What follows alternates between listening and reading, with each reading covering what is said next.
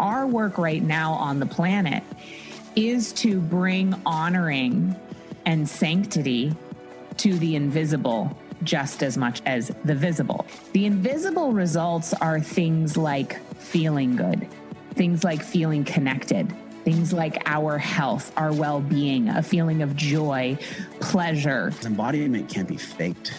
Once you're in an open state where you actually can see through a clear lens, you're not clouded by fear, you're not clouded by the amygdala, you're not clouded by the society's news and all the fear-based stuff, and you're just with you. Then you get to decide where you think we actually are. It is possible to navigate pain with grace.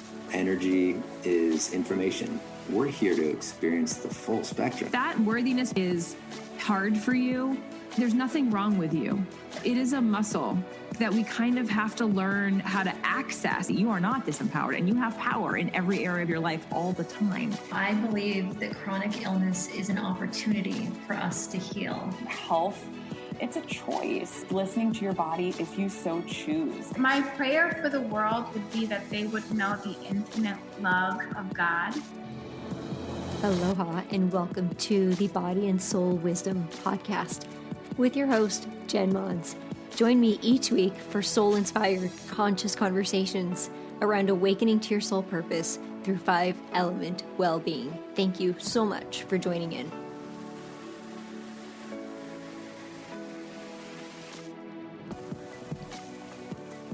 Aloha and welcome back to our first episode of 2025. We are in our 6th year of the Body and Soul Wisdom Podcast. I'm so grateful for all of you listeners that continue to send me messages and emails and just continue to join me 2 times a month as we come together to really embody our soul wisdom, to explore pathways to living well through 5-element wealth, and to understand what it means to thrive and prosper in life. And for some of you, soulpreneurs, entrepreneurs, life and business. So today I'm going to share with you a nice little routine, ritual, you may want to call it, that I do every year. And I've been teaching this workshop with private clients and group clients locally and virtually over the past couple weeks. And it's been really well received. And I wanted to just go through it with you today and give you a mini ritual that you can do to start out this year with intention and alignment, feeling more energized, and putting your time and energy in the places that really fill you up. And I like to call that prosper and thrive in 25. So if you have my 13 Moons Journal, the 13 Moons Journal, we'll put the link in the show notes, is a 365-day devotion through living well. And it's prompted journal. So there's journal prompts for each month that has a theme. It teaches you the value of living cyclically, managing your energy. And what this means is, especially for women, attuning to the wisdom in your body with your natural menstrual feminine cycles, which is also in alignment with the moon and the 4 phases of the moon, and also the 4 seasons in the year. And it's also, there are 4 seasons in life, there are 4 seasons in each day. And so it really teaches you and gives you an understanding of how to capture and be resourced by that energy. And in that journal, at the end of it, there's a yearly reflection ritual, which we're going to go through a little bit of it today and just be curious about the questions. And then what that does is gives you clarity and alignment on what is available for you and aligned for you for this coming year in 2025. So if you don't have the journal, I highly recommend grabbing it. Maybe this is the year you commit to journaling and being more intentional. Every day you commit to a daily devotion practice. You commit to a weekly devotion practice. A journal is a great place to start. It's like a guided meditation. It's just so powerful. And the way that the journal prompts are written are to redesign your neurological pathways into a positive framework. And so that's what's so unique about the way that the prompts are written. You will explore your relationship with health and with love and work and prosperity, exercise, movement, nutrition, energy, relationships through this 365-day journal. At the end of it is the yearly reflection. And what's so amazing about having a ritual at the end of every year where we do reflection, it allows us to bring closure to that cycle so that we can then expand into a new cycle of life each year. This coming year, the Chinese year of the snake, it is one of great transformation, which can mean either challenges or exceptional growth or prosperity. Depending on where you are in your life cycle, the snake cycle could mean something different for each of you. It's also going to be a year of restoration. Some of you, many of you, may have had a challenging year last year, and you might be thinking, maybe for some of you, 2020 and 2021 with the pandemic was challenging. And for some of you, you were thriving and prospering. And last year was that challenging year. We're all in different cycles. I like to bring this through as the seasons. So the winter season, which we're in right now, is a time of great restoration. The spring season is a time of renewal. The summer season is a time of play, and the fall season is a time of gathering. And so we each have those seasons in life. I'm currently in a winter season where 2024 was a year of restoration to gather for a new beginning in a new spring season of my life, in my business and also in my personal life, because my oldest daughter left for college in Italy. My father passed away last year, so it was a year of grief and loss, which means I am preparing. I've come through the new beginning, and I'm in that resting phase to prepare for the next spring, the next new beginning in life. My youngest daughter just turned 16, so we go through these phases of life. So consider for a moment what phase of life that you're in. And the New Year reflection ritual gives you the opportunity to reflect back on last year with gratitude and also be clear on what you said yes and no to, where you were aligned and where maybe you were out of alignment or needed to create boundaries so that you can step into 2025 with more confidence and clarity and the courage to do what you say you want to do. I've shared this on my podcast many times. The book, The Top 5 Regrets, the number one regret is not living your truth. And so if you're listening on this podcast, you are not that person. You are a person committed to living in alignment with their soul truth, living a life that, according to their soul wisdom, that feels thriving and prospering every day. And from there, we get the clarity on how we want to move forward, because we're always living the life. We want to live the life of the person that we're becoming. We can look back at where we've been, but always looking forward, grounded in the present, but looking forward with the beliefs of who we're becoming. Whether it's in your relationships, in love, in your business, in prosperity, in health. When we embody that new belief, that new truth, it becomes the truth, the present. It becomes the present. We move in that frequency, in that direction. So for today, if you have a journal with you or a piece of paper, wonderful. You can grab it and write down some of the questions that we're going to go through.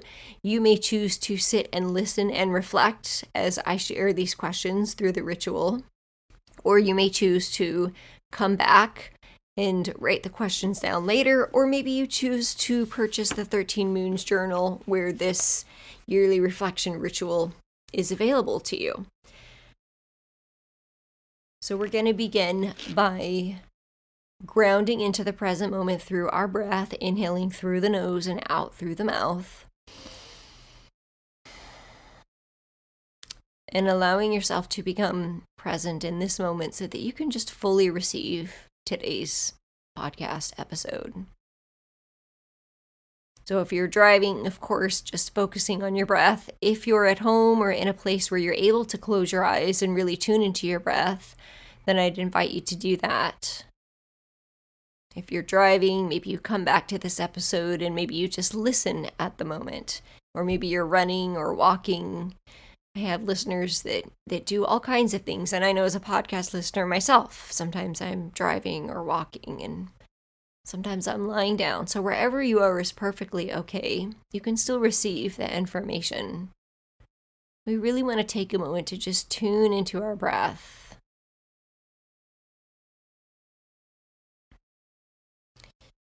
If writing a year-end letter isn't part of your end of the year ritual, it's something else to consider.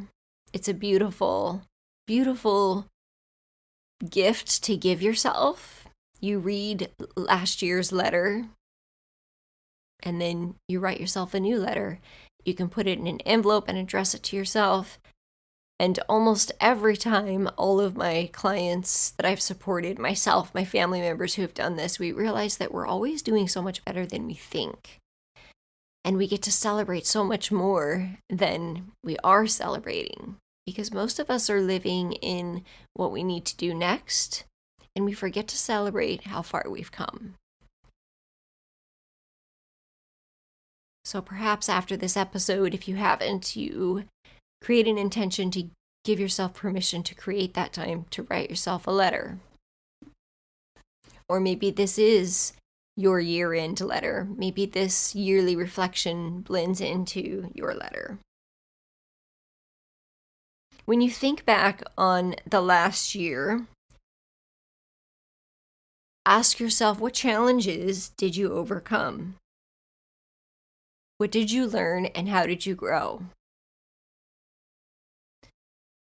When you reflect back on 2024, what happened over the year that you're ready to forgive yourself or someone else for?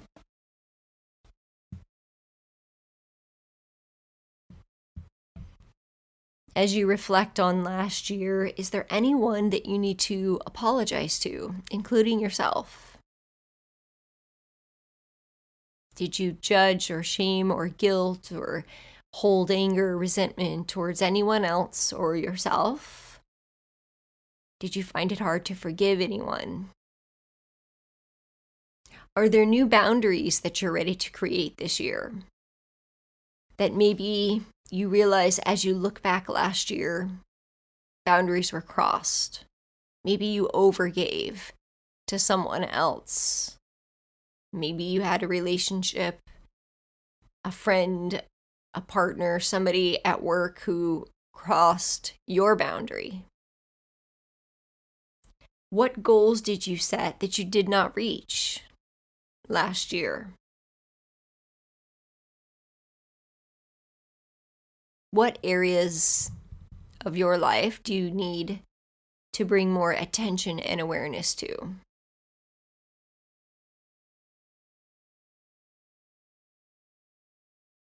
What are you choosing to be available for moving forward? So I ask myself the question, what am I choosing to no longer be available for? And what am I choosing to be available for as I move forward? Maybe you choose to not be available for negativity or blame. Maybe you choose to be available for health, for prosperity, for support.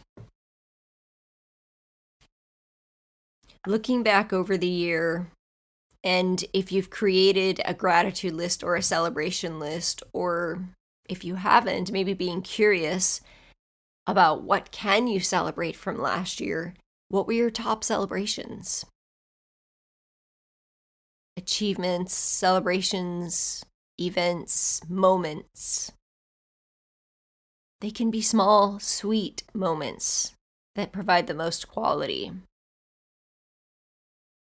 Quality time with a loved one. Or it can be a new business. No celebration too small. What am I thankful for, and how can I express gratitude to myself for the past year?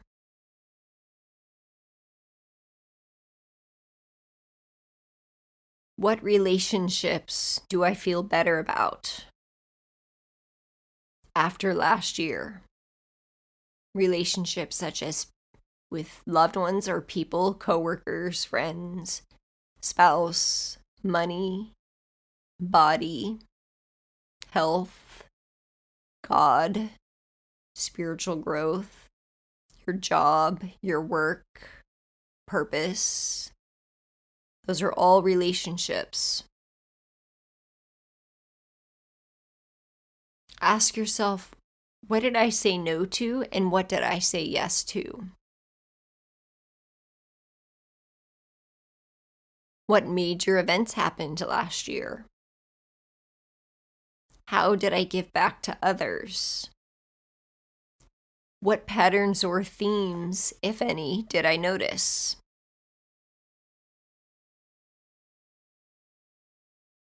How do I feel about the changes that I made? What do I want to learn or explore this coming year?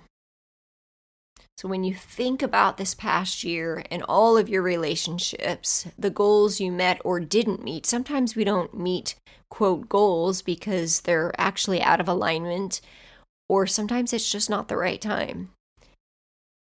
Now, I do believe that it's always the right time, and what I mean by that is that it's all in divine timing, because time is really a measurement that we created.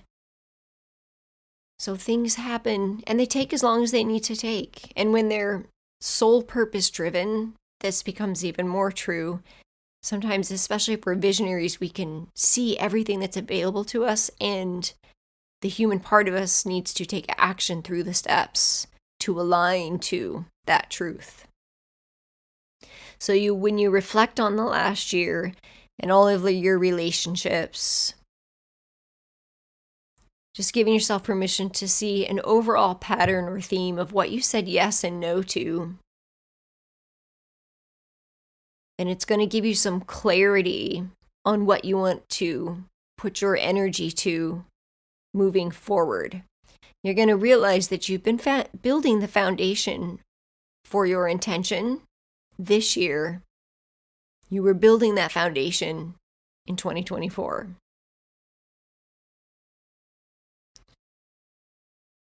And then the next part of the ritual that's really nice is that we go through month by month. I'm going to give you permission to do this on your own time, but go through month by month, reflecting each month one thing to be grateful for, finding gratitude in an event, a relationship, a decision, a trip, from January of last year all the way through till December. So one, gratitude, and then one challenge that you overcame. And you're probably going to find that there were a lot more. For some of you, the challenges will be easier to remember. And for some of you, the gratitude will be easier to remember. I want to invite you to try to do this without looking at your calendar. But if you struggle to remember where you were last year or to get started, and you need to look at, like, where was I last year? You can do so. But the greater challenge is to sit and really reflect and let it come to you so that it's driven from within you versus the calendar of how you run your life. And this is really where the balance is.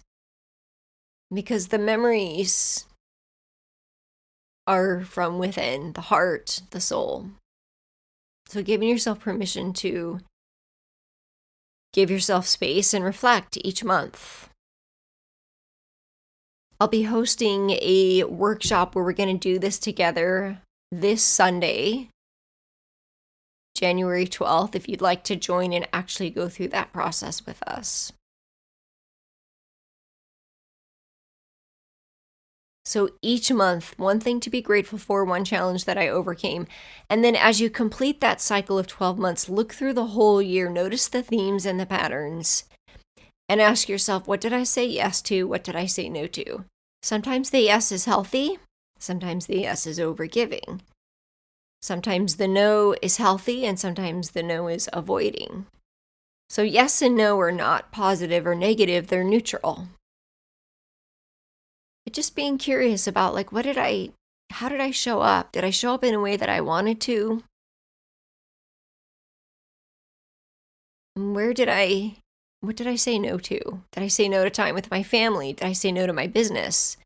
Did I say no to a trip or support, a mentor, to health? Did I fall off my exercise routine? Did I say no to negativity? Did I say no to drama? What did I say yes to? Did I say yes to health, to love, to support, to exercise? Did I say yes to things that were out of alignment? Did I overgive? Did I over-volunteer? So just being curious about where you gave your energy last year so that you can get clear on where you want it to go this year.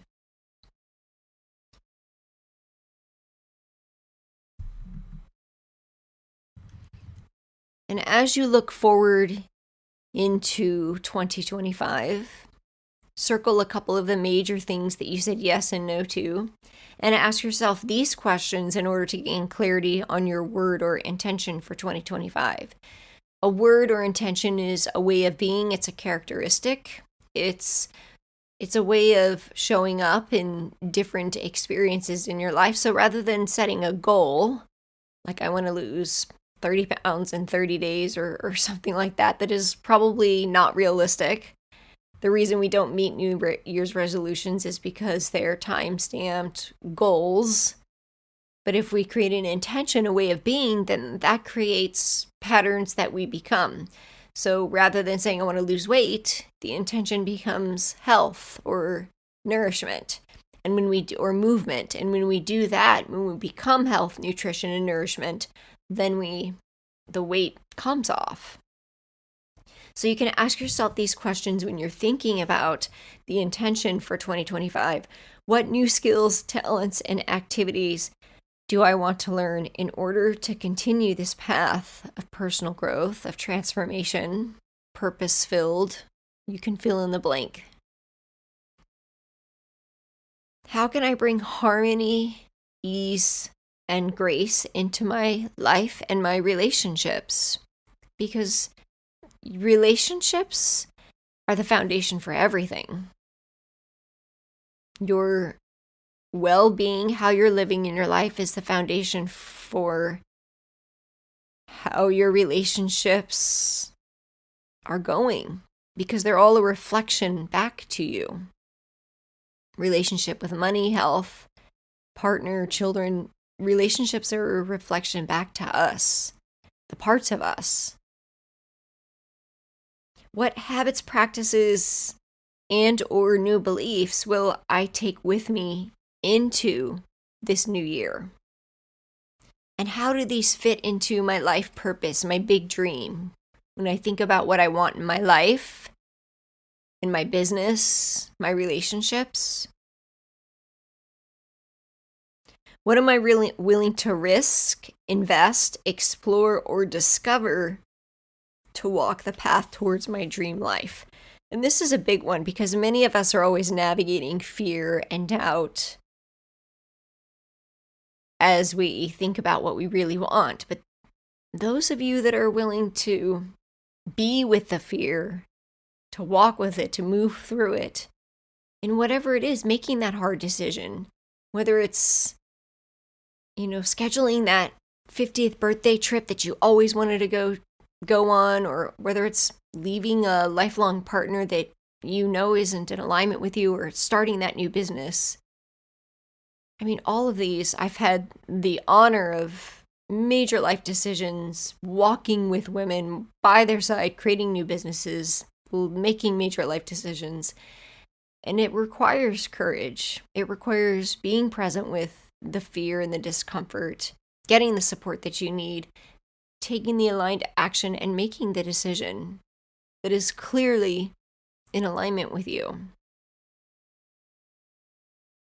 And from these questions, ask yourself, what is the one word or the intention that I want to embody for this coming year?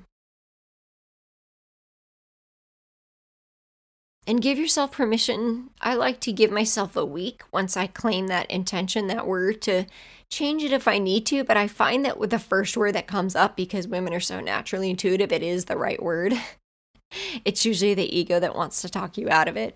But give yourself permission to be flexible if, that feels good for you. And I do love to just say, okay, I give myself a week to play with this word or that word and really just feel into, like, why does this word, this intention for this new year matter to me? What does it mean to me?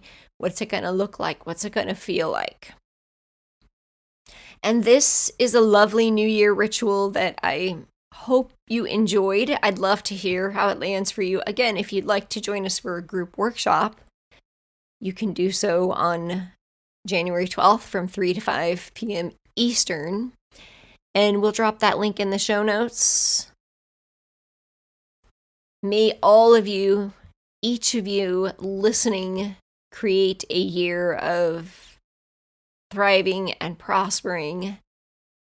May you embody and live in health and happiness and joy and love and adventure and prosperity and all the things that feel good, that resource you, that light you up in this coming year.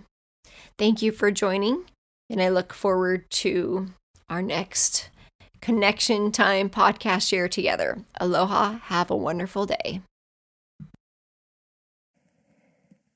The content of this podcast is to educate, inspire, and inform you of pathways to an embodied healing self. It is not intended to be a substitute for professional medical advice, diagnosis, or treatment. Always seek the advice from your medical doctor, therapist, registered dietitian, or nutritionist for any questions you may have regarding your diagnosis or condition. Hello, friends, and thank you so much for joining again each week on the Body and Soul Wisdom podcast. I am so deeply honored to share this space with you every week. I know that there are many other podcasts that you could be tuning into, and our community is expanding and growing more with each new episode. I'd like to invite you to come on over to jenmons.com/tribe and receive some of the wonderful gifts that we have for you: a meditation bundle, energetic alignment, 5-element wealth, prosperity consciousness. We have a ton of different gifts available for you to enjoy. Now, we have one small favor to ask. In order for this podcast to get into the hearts and souls of like and light-minded people, we need your support. We would love your review, and would love it if you'd head on over to jenmons.com/podcast to leave a review or leave one on iTunes, so that we can continue to share the love beyond out into the world. Thank you so much again for joining in. We'll see you next week.